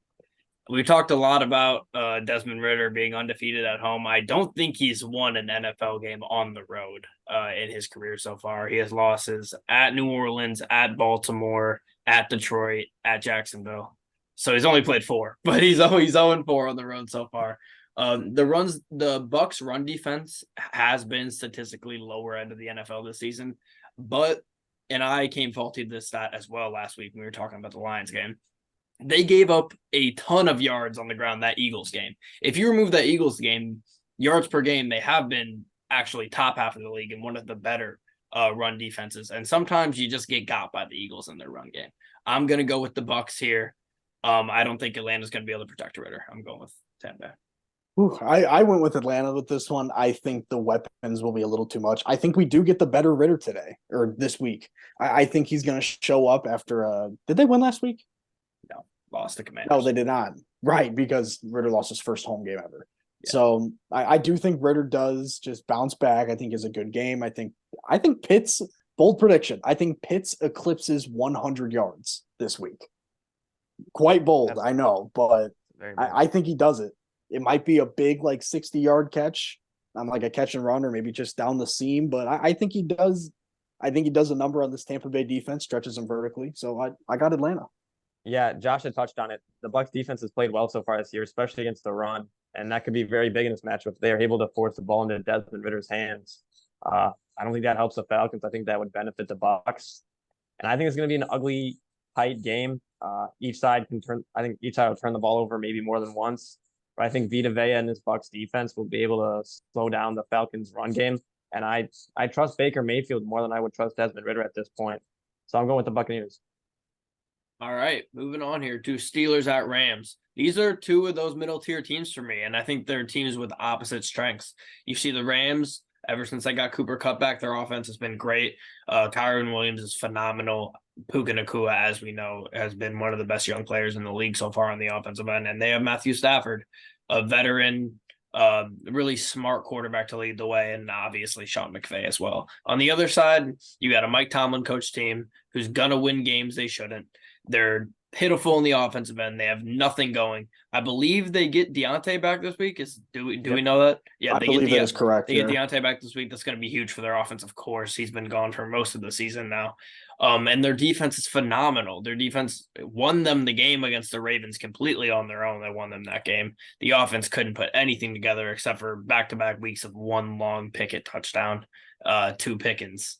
But yeah, the bye week I think could be really great for the Steelers offense. Like we said, Deontay's coming back, and then you get 2 weeks to game plan if you're Matt Canada. Not sure that helps him. Maybe it hurts, but who knows? You can overthink. Yeah. I think there are 2 main matchups here that we got to look at. It's going to be TJ Watt against the Rams offense and seeing how much he can disrupt them. And it's going to be Aaron Donald against the Steelers interior offensive line to see how much he can disrupt them.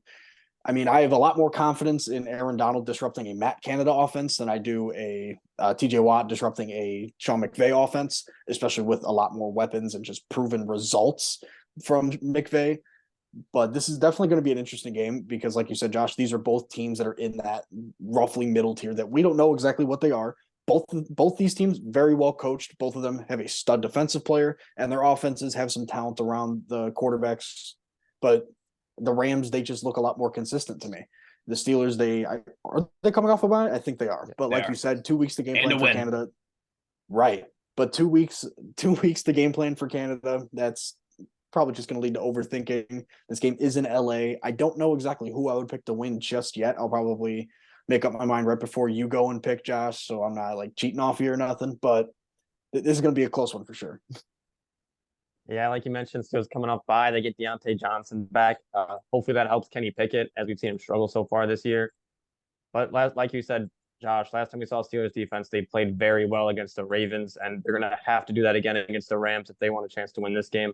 They're going to have to be able to get to Matt Stafford quickly so he can't spread the ball out to Tutu Atwell, Puka Nacua, and obviously Cooper Kupp.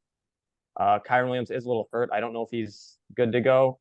Ronnie Rivers, their backup, he is out. So they signed Darrell Henderson, I think, former Rams running back, and a couple other guys that I can't list off the top of my head. But like you said, Zach, the big matchups, this TJ Watt versus this offensive line, which has overperformed so far this year. They haven't been the greatest, but they haven't been the worst.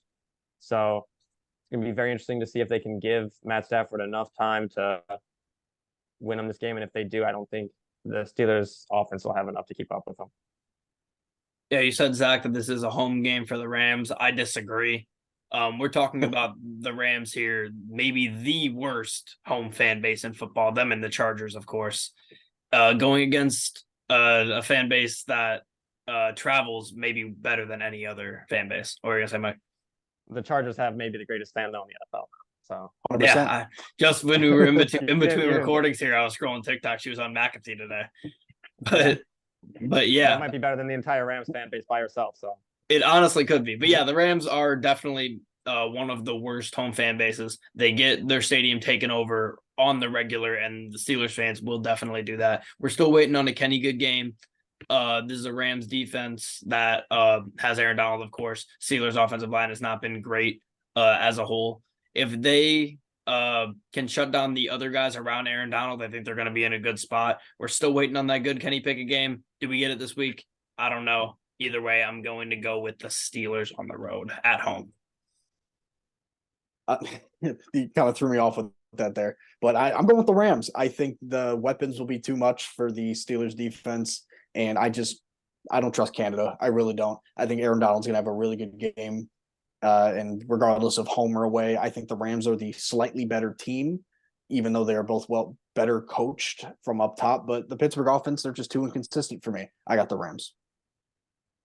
yeah, I touched on it. It does seem like Kyron Williams is going to be out on Sunday along with Ronnie Rivers. So they're going to be trotting out Zach Evans, Royce Freeman, and Daryl Henderson as their 3 RBs.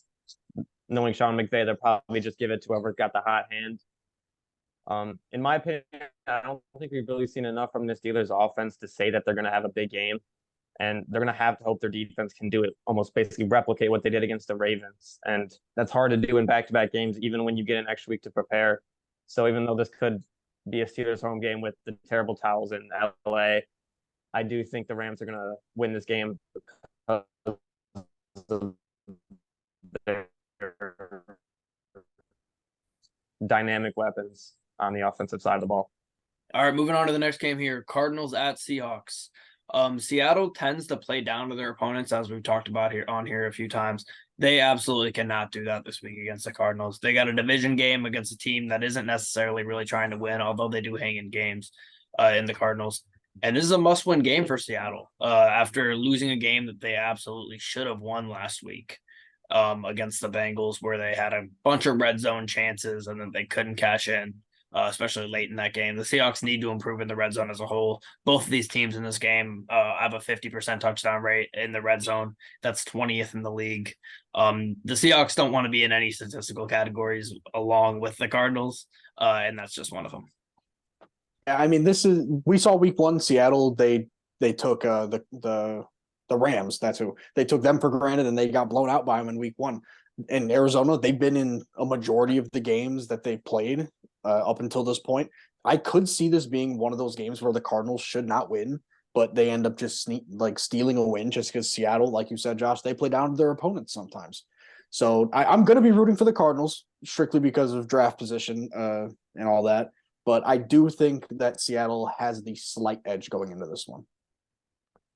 Yeah, you said it well. The Cardinals, they've played down to their opponents, and they can't do that in this game. The Cardinals, we've talked about how they've been frisky, but they've mainly been frisky in the first half this year. We touched on the review. They've been awful in the second half. They're getting outscored 98-30 in the second half of games so far this year. And Kyron Williams just had a great game running against this Cardinals defense. So I kind of expect a similar thing from Kenneth Walker, who's had a couple of great weeks in a row. And the Cardinals just don't have really the facilities to guard the plethora of receivers that they got. Jackson Smith-Njigba, DK, and Tyler Lockett. They've been playing well so far this year. And without the run game right now for the Cardinals with no James Conner, that's just going to continue hurting their offense. And as long as the Seahawks just don't play down to their opponents like they have been, they should win this game. Yeah, I could see the Cardinals hanging in this game early because they have historically. But I see it as the Seahawks are just a better team. Seahawks are at home. They have the veteran coach, longtime coach in Pete Carroll. Cardinals have a rookie coach in Jonathan Gannon who has impressed at times so far, but we got a good old fashioned rookie against a vet. I'm going with the vet. I got the Seahawks at home. Yeah, I got the Seahawks as well. I would not be surprised at all if the Cardinals were even winning this game come the fourth quarter, but then they just don't really have the talent to keep up with Seattle, like you mentioned, Mike. The receivers, the really good trio that Seattle has. Arizona doesn't really have anybody to stop that, so I got Seattle. Yep, I got Seattle. As long as they don't play down, like I said, they should win this game. Cardinals, I wouldn't shock me if they won this game, but they really shouldn't. So the Seahawks just gotta get it done and keep winning games. All right, moving on here. Packers at Broncos. This is the Nathaniel Hackett affiliation game.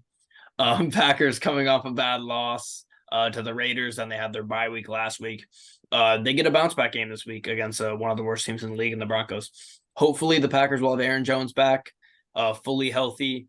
He has been back in spurts since that injury week 1 against the Bears in a game that he played really, really well in. One of the best running backs in the league that first week 1, but got injured and it's been tough since then for them.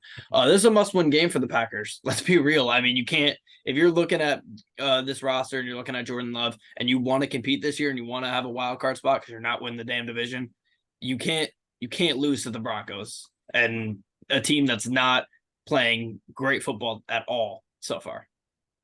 Yeah, I mean, you look at Denver and familiar opponent that the Packers have played as well, the Bears.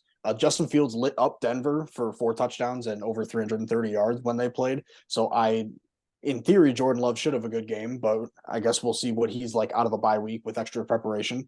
And Denver, they're just not a good team. I don't see them really being in this game at all unless Russell Wilson has some sort of out-of-body experience or Nathaniel Hackett taps into that anti-Green Bay just self, because he is 1-0 against them, I believe. Wait. Oh, is he? Am I tweaking? Hackett's not even in this game. I don't even know. No. I got my Jets and Broncos Teams that are mixed up. affiliated. That was on me. I came in there. You screwed me up a little bit, but I thought Hackett was still Broncos. I saw Broncos. I saw Packers, and I couldn't stop thinking about it.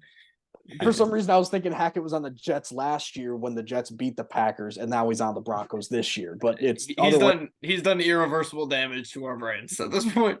Everybody's brains, to be honest. And the same thing with Sean Payton. But I don't have too much to say about this game. The Packers defense, regardless of what offense they're facing, I like how they match up. They've got some solid DBs. They've got a decent pass rush. And Green Bay, I think Christian Watson, he will probably play really well in a pair with Romeo Doubs because Surtain can only guard one of them. So I think the other one, whichever one he's not on, will have a really good day. But Jordan Love, this is the game where he has to make a statement and say, hey, I played really bad last week. Let's bounce back and just prove that they chose me for a reason. But this is going to be a weird one because it is in Denver.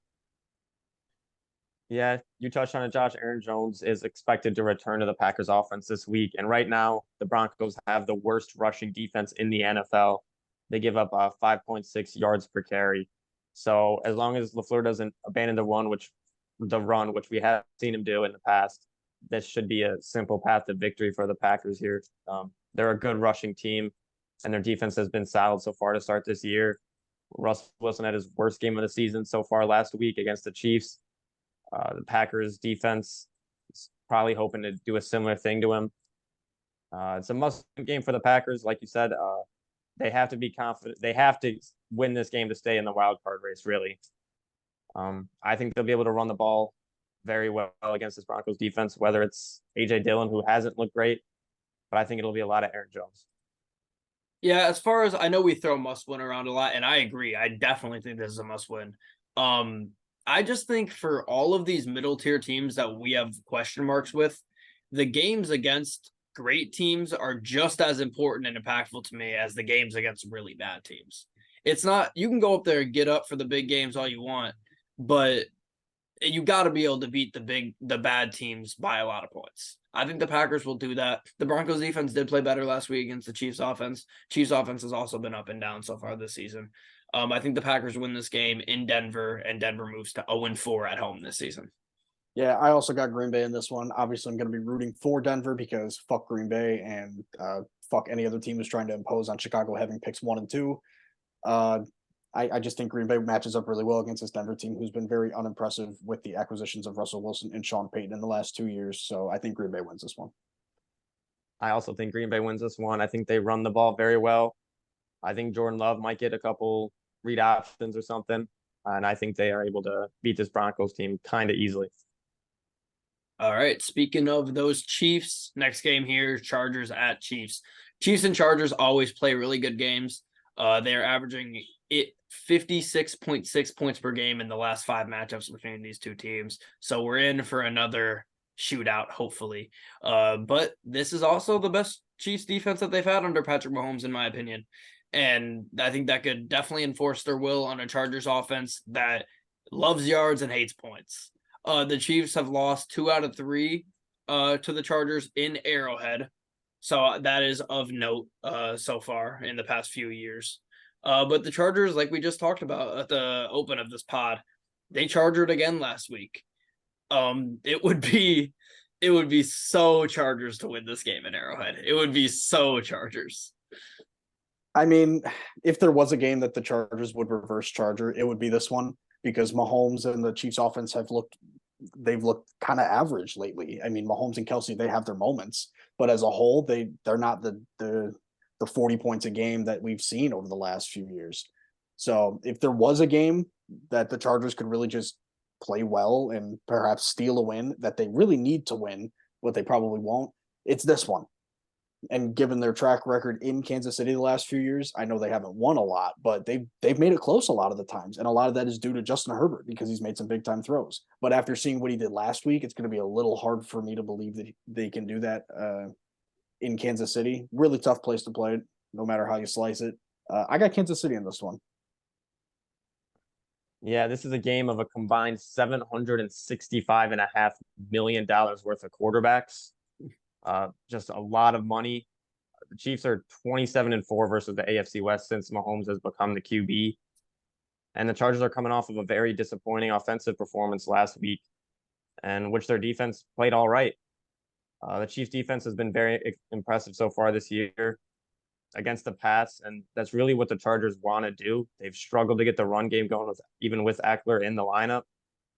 And I know the Chiefs offense hasn't looked that great either. We mentioned another review last week, but Mahomes, he's really been struggling to connect with his young receivers. He's been able to get the ball to Kelsey well. And the Chargers defense so far this year actually has been good against the tight ends. They've only given up 187 yards total. So I can see this game being more of a defensive game than people would expect. Yeah, overall here, I just trust the stability in Kansas City. The Chargers are just such a fucking wild card, and you never know. You never know until the game's over what version of the Chargers you're going to get. I'm not going to be ballsy enough to pick Kansas City. I know you said, Zach, you already picked them.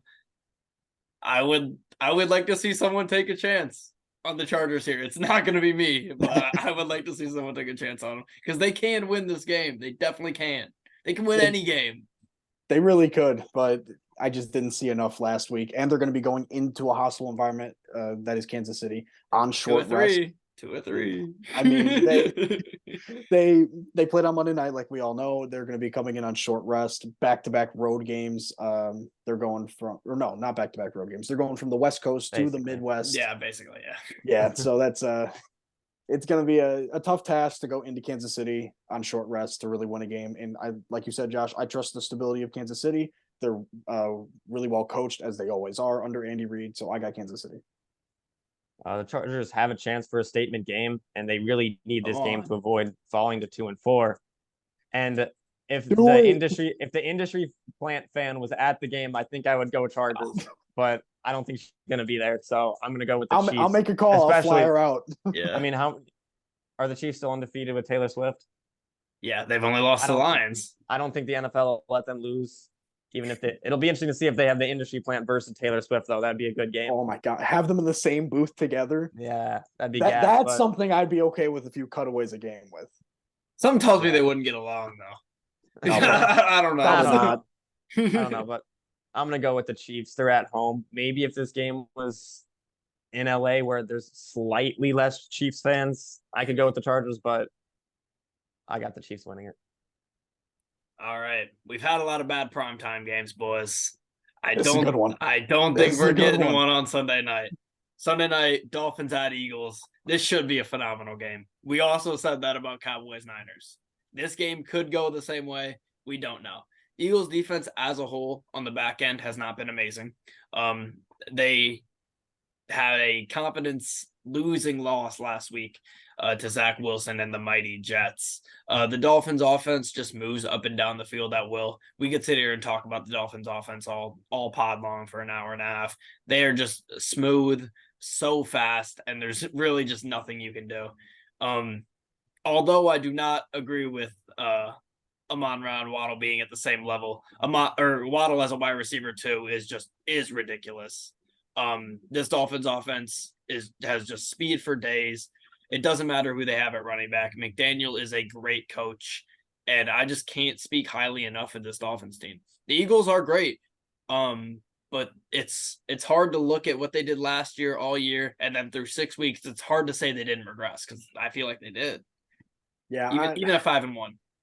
I mean, yeah, 5-1. It's hard to argue with that, but when you face a good defense like they did last week, they look vulnerable. And unfortunately, Miami is missing their biggest playmaker, Jalen Ramsey. But he, like we talked about a couple days ago, he is looking to be practicing soon and maybe returning in sometime in November. Unfortunately, that's not a factor for this game.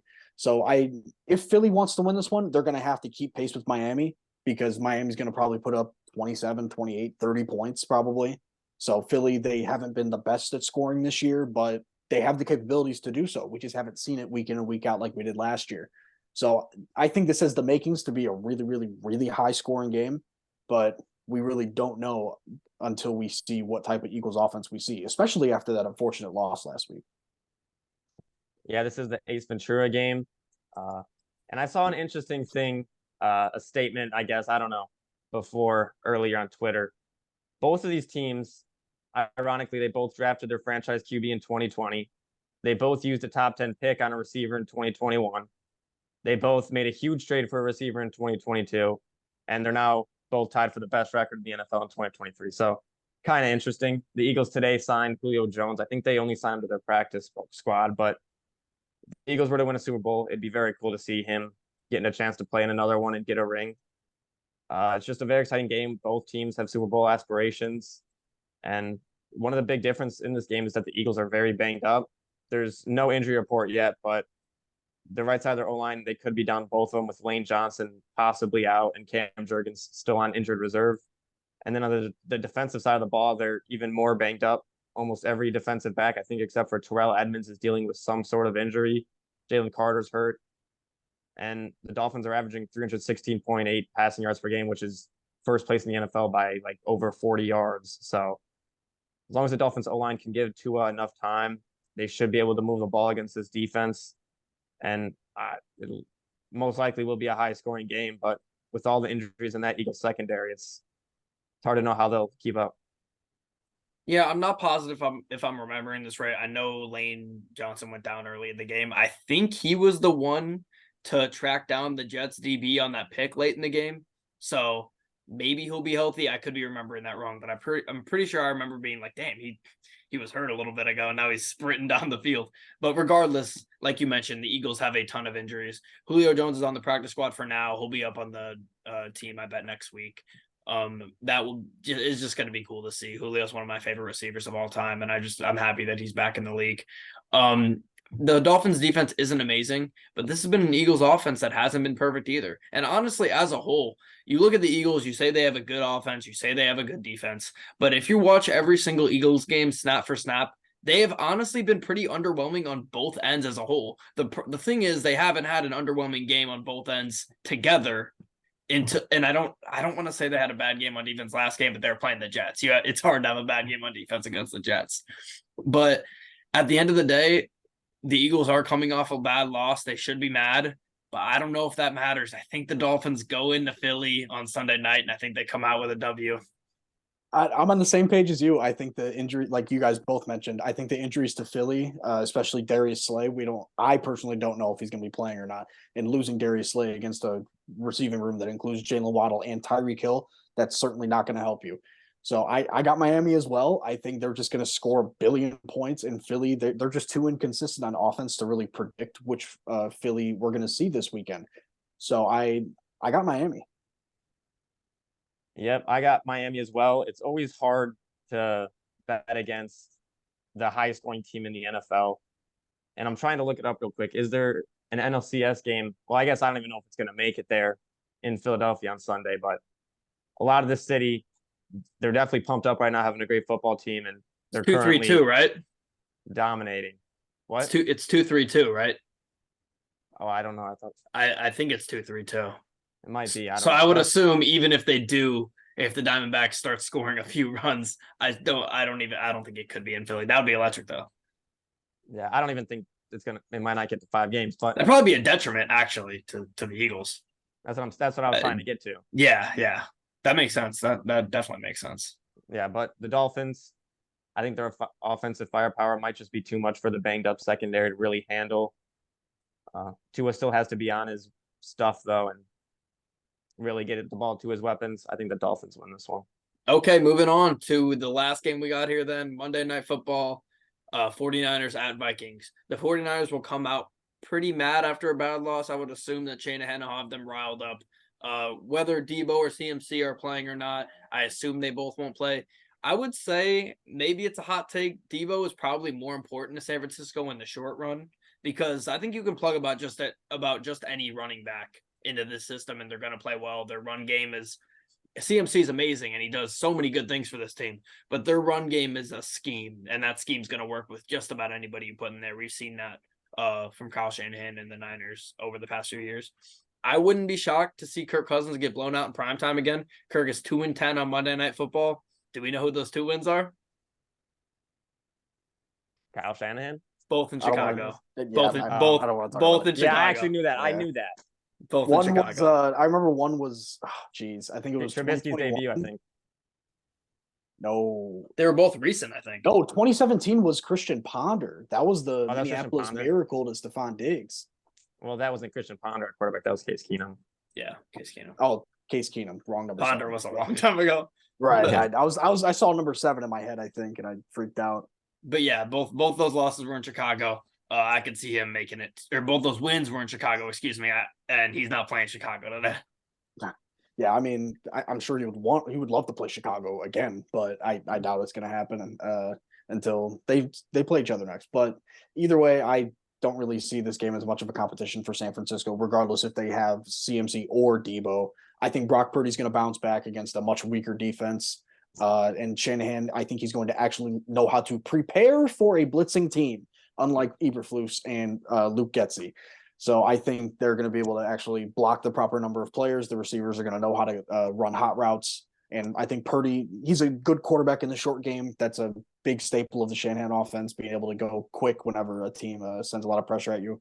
And I think they're going to be able to run the ball really well, whether it's CMC or Elijah Mitchell or I don't remember who the other guy was, number 24. Mason, maybe. Mason, yeah. But I think any one of the 3 of them will be able to counteract their blitz by running a lot if they decide to do so. I think San Fran has a chance to win this by 20, in my opinion. I don't think too highly of Minnesota, and they're still missing their first option, Justin Jefferson. The only reason Minnesota really won was because Chicago lost their backup. They were starting their backup quarterback for the entirety of the fourth quarter, and they got a defensive touchdown on top of that. I don't see San Fran being worse than Chicago in any phase of this game. So I got San Francisco pretty handily in this one. You got your only touchdown with the backup. That being that was not wow. The only reason they won? That was the only reason they won? I don't think it's the only reason they won, but maybe. That's what you just said, isn't it? I don't know what you're talking about. No, but talking about the injuries, Schefter today did say none of the injuries to McCaffrey, Samuel, or Trent Williams are considered long-term, and they each have a chance to play at Minnesota. So it'll be interesting to see who plays and who doesn't. I'd say they need at least 2 of the 3 there. But the 49ers are coming off of a loss that they should have won if Moody would have just hit that field goal. And I think Shanahan's going to have the team ready to go and pissed off. It's important for Purdy to stay mentally strong, though. This is his first loss now when he was able to complete the whole game healthy. We have seen Flores able to throw off quarterbacks with different blitz combinations. So Purdy's going to have to be able to stay strong and be able to read the defense, which he has been very good at so far. And although the Vikings are dealing with being down their best player in primetime Kirk Cousins, they do know how important this game is for their season, and if they get it, they might not be as dead as people think. So I think this game might be a little closer than you guys would think. Yeah, Kirk struggled last week without Justin Jefferson against a Bears team that, although they've been playing well for the past 2 weeks, one of the lowest talent overall on defense in the league.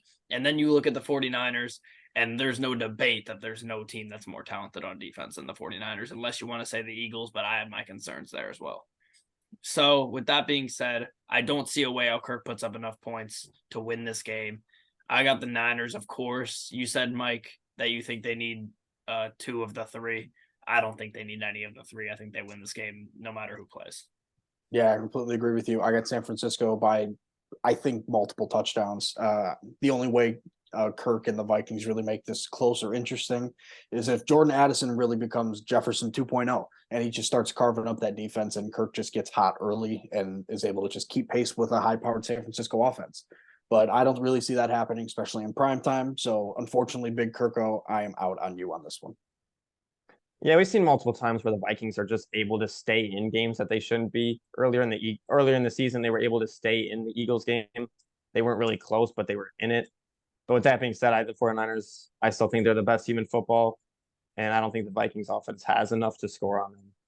I got the 49ers. All right. That being said, you guys ready to move on to some gambling picks here to finish off this episode? Yes, sir. Okay. I don't got any written down, but just looking at the board here, I see a lot that I like. Do you want us to go first? So you can... No, I can go. I got it. Okay. I'm gonna take the Lions +3.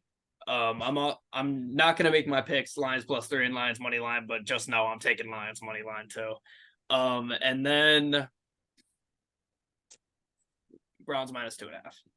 Ooh, spicy. I mean, that was going to be one of mine. That's just you can have it. No, you have it. You have it. I don't want to bet against my own team. You can have it. Yeah, that's fair. That one seems That's like completely easy fair. Well, I'm staying away from the Bears Raiders for good reason because God, I don't want to see anything with the Bears anymore. But I got Commanders -1.5. I think they will really just beat up on a poor Washington team. And I got San Francisco -6.5 on the road against Minnesota. I just don't have any faith in, like we just talked about it not even 30 seconds ago. Kirk Cousins in prime time, missing his best weapon, and San Francisco, one of the best rosters in the league. So, yeah, my 2 bets. My first one, I got Jaguars money line against the Saints. Right now, they are underdogs. There's only 1 point underdogs, but they are. And then my second bet, I touched on it a little bit earlier. I think it might be more of a defensive game. I'm going to go with the under 48 in the Chargers-Chiefs game. I think it just could be more defensive than people think. And I think the Chiefs win it, but I think it'll be a lower scoring game, maybe like a 24-20 type of game. All right. So that about does it. That about does it for this week's episode number 17. We will be back recording on Sunday night during Sunday Night Football, recording episode 18. That will be a week 7 recap for the NFL. That episode will be a good game to record in. Yeah, it definitely will be. That will come out on Monday, the Monday following that Sunday. And yeah, don't forget to like and subscribe. As always, hit the notification bell so you get notified when we drop any of our new videos. All of our links to our social medias will be in the description, and we'll see everybody in the next one.